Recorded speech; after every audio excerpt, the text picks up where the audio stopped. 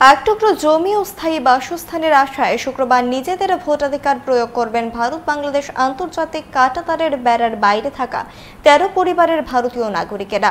কৈলাসহর মহকুমার প্রাণকেন্দ্র থেকে প্রায় ৯ কিলোমিটার দূরে মাগুরুলি গ্রাম।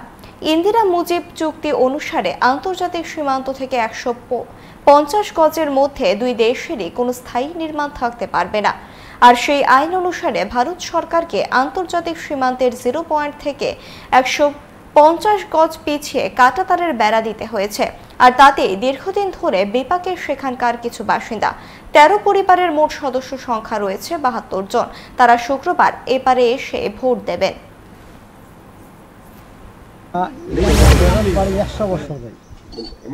১০০ বছর ধরে ভারত পাড়ি আমার সরকার একটা বেড়া ফেলাইছে। ফেলার এভাবে বারবার তারা এই কোর্টে তাকে নোটিশ পর্যন্ত আইছে না, উঠিয়ে আবার লাগে। তবে আপনার নামে আইছে না, যেহেতু নোটিশ আমরা নোটিশ আবার জমা দিছি। এরপরে তারা কোর্টে তাই একজন সেকশন অফিসার আইছে বুঝি নিকারে। এখন আমরা প্রচুর জায়গা মাটি ফেলাই যে আমরা সেখানে যাই। আমরা জায়গার কোনো একটা দায়িত্ব নেই। বাংলাদেশের মানুষে আমরা সেইগুলো বাগান আছে, আমার তো বাগান আছে রবার বাগান ১৫ জায়গা। এই রবার বাগানে ঢুকলে আমার কোনো সিকিউরিটি নাই।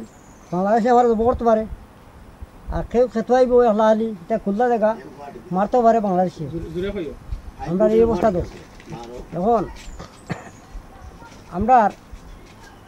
আমরা জায়গা সম্পর্ক সারা পূর্ণবাসন চাই না, পুরা ক্ষতিপূরণ আমরা সরকার দিয়ে দেব, জায়গার দাম মূল্য দিয়ে দেব।